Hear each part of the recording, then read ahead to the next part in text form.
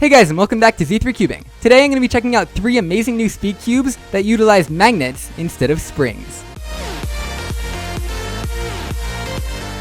Over the last few years, magnets have become so ubiquitous in speed cubes that we hardly even consider them a feature anymore. We just expect them to be there by default. So it's no surprise that cube companies have gotten a little bit creative with them. Aside from the original piece magnets, we've also seen center cap magnets, core magnets, adjustable magnets, cube stand magnets, heck, even fully magnetic clocks. But recently, there's been an intriguing new magnet-inspired innovation that straight up replaces one of the most fundamental components in every Rubik's Cube. Interestingly, 2 of the biggest speed cubing companies, GAN and MoYu, near simultaneously released new flagship 3x3s, and both included this exciting new technology. Now, what exactly is magnetic levitation, or MagLev? What is its purpose in a Rubik's Cube? And why is it such a big deal? Or is it even a big deal in the first place, or is this just a big marketing gimmick? Let's unbox these cubes and find out. So the first package comes to me from thecubicle.com. You can use discount code Z3Cubing for 5% off anything from their store, and this one contains 2 cubes from GAN. These are actually the sequels to everyone's favorite high-end 3x3, the GAN 11M Pro,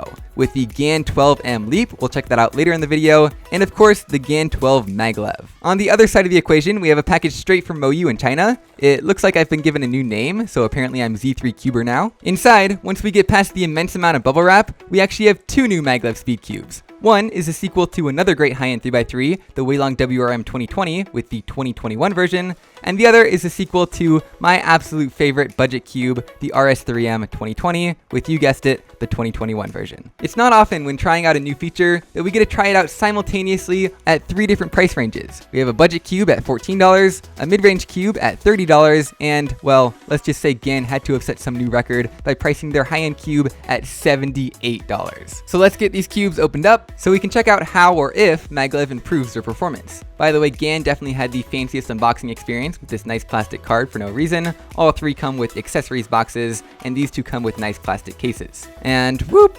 Okay, I definitely like GAN's cube box the best, that's hilarious. But before we get too much into any one of these cubes in particular, I want to really briefly explain what MagLev is and how it's used in these. Essentially, MagLev is just the principle that when you stick the same end of 2 magnets near each other, they repel. And that magnetic force is kind of like levitation. It almost feels kind of elastic, just like a spring. And it turns out that the spring is one of the most important components in every Rubik's Cube. Yes, even a Rubik's brand has some springs in it. So the idea is, just replace those springs underneath the centerpieces with 2 opposing magnets. And that's how you create a MagLev Rubik's Cube. Now, MagLev 3x3s aren't exactly a new thing. Heck, I've even made one before. That's why I have these magnets in the first place. I believe this was first executed by Chris Tran, the same guy who popularized normal magnets in Rubik's Cubes, and this was quite a few years ago now. Now, my conclusion, like his, is that the magnets were kind of expensive, and it makes your cube kind of heavy, so it's not really worth it. That is, until these big cube companies started working on the problem. They managed to make normal magnetic cubes lighter and less expensive, and now it looks like they've done the same thing with MagLev cubes. Well, except GAN. They've got some work to do when it comes to price. So let's finally go ahead and try them out and see how they feel compared to their springy predecessors. So let's maybe go from least to most expensive, starting off with the MoYu RS3 M 2021 MagLev version. I can't believe how long these cube names are getting. Anyway, let's do some first turns. It feels a little bit dry right out of the box, like it needs some lube, but otherwise, yeah, I mean, it feels great. It feels just like my favorite budget speed cube, the 2020 version. It certainly hasn't gotten any worse. You know, now I'm curious, what does it look like on the inside? What changes have they made?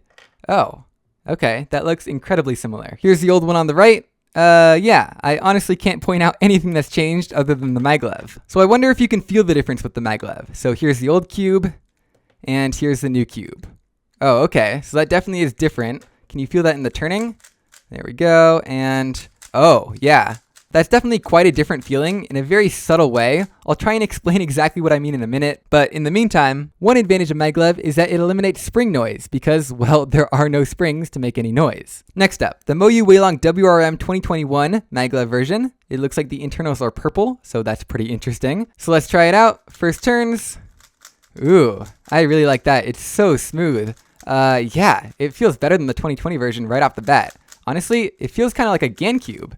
That's incredible. I love it. I'm not even sure if this has to do with the MagLev, but this is just so smooth, just frictionless. Like the old one, it was pretty smooth too, but it's more of a buttery smooth, whereas this one, It's more of like an airy smooth, just like a GAN cube. And for $30, I don't know how anyone is going to compete with this as a high-end speed cube. This is incredible. The magnets are a little bit weak, but they are adjustable. Looks like they are on the lowest setting out of 5, so I'll definitely increase those. And let's compare how the MagLev feels compared to the old one. So springiness and magnets. Oh yeah, that's definitely different. The turning.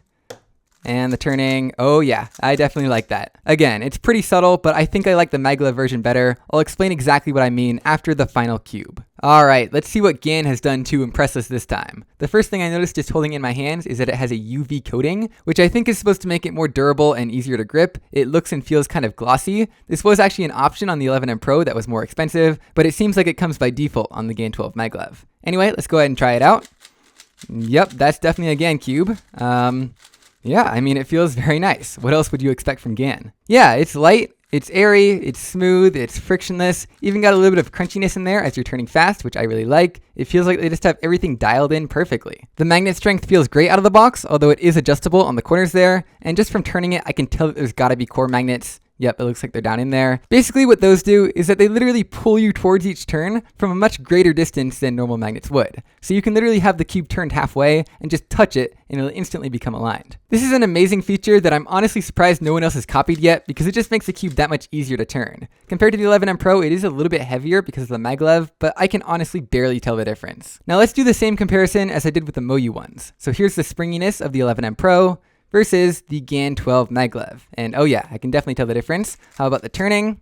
Yep, and the turning. Oh, okay. I'm not sure if I'm imagining it, but it feels like GAN actually did a better job with their MagLev. It just feels, yeah, a lot more frictionless. It could just be up to the fact that this cube is older and has a bunch of lube in it, but this cube just feels like it has no resistance in between the turning, which kind of makes sense given how MagLev works. Speaking of that, I think it's finally time for me to explain what the point of MagLev is in the first place. Like, why put magnets in your cubes when you could just use springs? Now, it all comes down to physics, because there is a fundamental difference between two magnets and a spring.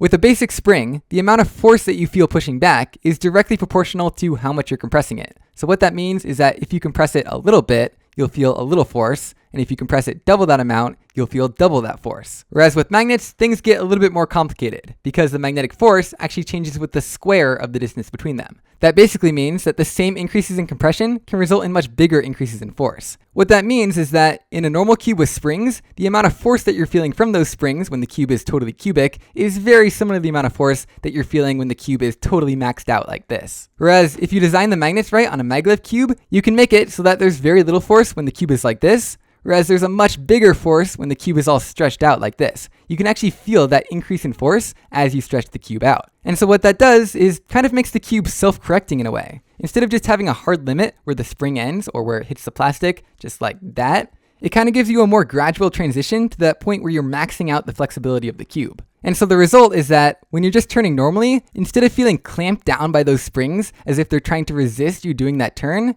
instead it just feels totally frictionless. There's very little force from those magnets and it feels like it's levitating. But at the same time, it's not like you just put super loose springs in it because as you start to turn more aggressively, it still pushes back just as much. It's kind of the best of both worlds. I'm starting to realize that that's why this cube just felt so nice to me. And it's the same reason the GAN was just so ultra frictionless. Let's see if the RS3 M 2021 has grown on me a little bit. Yeah, I can definitely feel it, but I don't think it makes as much of a difference on such a cheap budget cube. Now before the end of this video, there's still one more huge thing we need to check out, and that is the MagLev. I don't know how we've made it this far into the video without actually looking at the mechanism that makes these things work. Now my first reaction when I popped off the cap there was, wait a minute, where's the MagLev? But then I realized it's right there. There's a magnet right underneath the screw, just like the one that I made, except the magnet's a little bit smaller. It looks like they managed to get the magnets just small enough to fit inside the classic MoYu dual adjustment system, the blue ring there, which allows you to change the elasticity of, well, normally the springs. By compressing them different amounts, you can make the feel of the cube slightly different, but I guess there's no reason why you couldn't use that exact same mechanism on magnets. So that's interesting that they just reused the exact same thing. Cool. Now I imagine the high-end MoYu cube is going to look pretty much identical, so let's pop off a center cap, and yep, that's exactly the same, just a little bit more purple.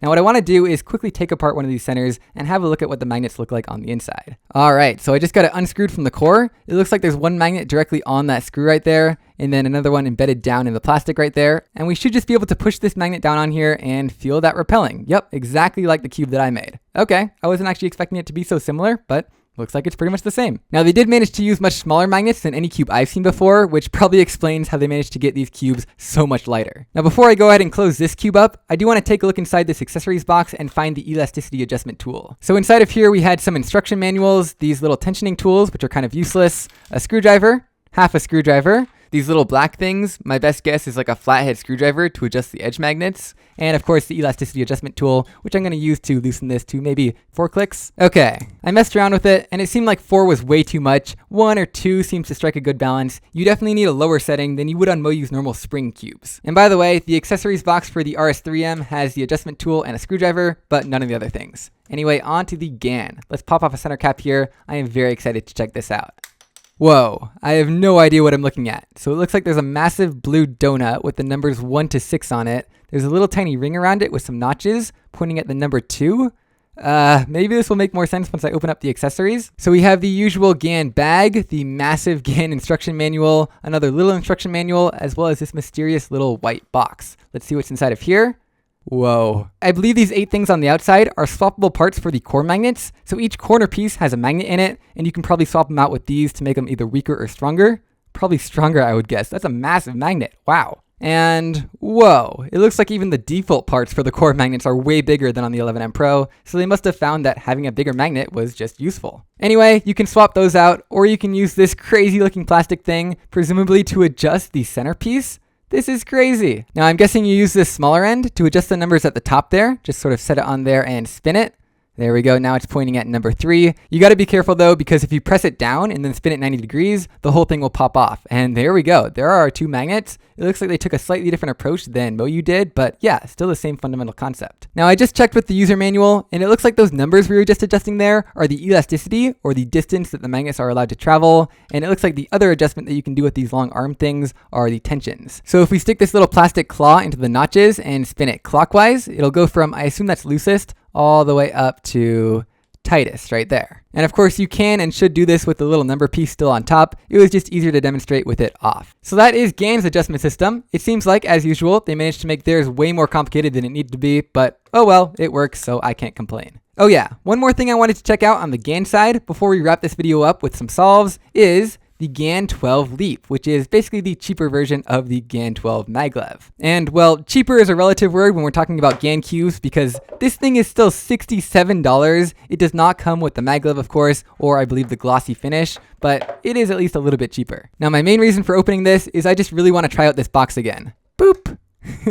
It never gets old. So this cube is a little bit lighter than the MagLev, about the same as the 11M Pro. It doesn't have the UV finish, instead it's the normal frosted plastic. And I assume just the old style centers. Nope, they still managed to overcomplicate it once again. So it looks like we have the same elasticity with the numbers and a tension down on the bottom. So they switched it up a little bit from the 11M Pro. So the turning I would expect to be very similar to the 11M Pro, and yep, feels pretty much exactly the same. Still has the slightly stronger core magnets than the 11M Pro, and to compare the two, yeah, this one feels just a tad bit lighter, a tad bit faster, but, you know, no crazy MagLev or anything. Yeah, I guess it feels just a touch nicer than the 11M Pro, but I certainly wouldn't buy one to replace my main if I already had an 11M Pro. So unless you're buying your very first GAN cube and $67 happens to be your hard budget, I honestly don't see any reason why you would buy the Leap over just the MagLev. I mean, it's an extra $10, but if you're buying a GAN cube, you can probably afford it anyway. Anyway, I think it's finally time for some solves. I'll go ahead and scramble all 3 of these up and then do a solve in each one while giving you my thoughts on it. The MoYu RS3 M 2021 is a great budget cube, but I honestly don't see that much of a difference over the RS3 M 2020 or even the non-MagLev version. So honestly, I would just save some money and go for the $9 version without the MagLev. It's still a great budget cube that I would absolutely recommend. The MoYu Weilong WR M 2021 is just incredible. They somehow managed to combine the feel of the old version of this cube with a GAN cube, creating a hybrid that just feels amazing. For $30, it is totally worth it, and I would absolutely recommend this as a high-end speed cube for any cuber out there. The GAN 12 MagLev combines all the features that anybody would ever want in a 3x3, and the turning is just unreal. It's totally effortless, it just feels amazing, it's just impossible to beat. If you have unlimited money to buy a high-end Rubiks Cube with, this is absolutely the one that I would recommend.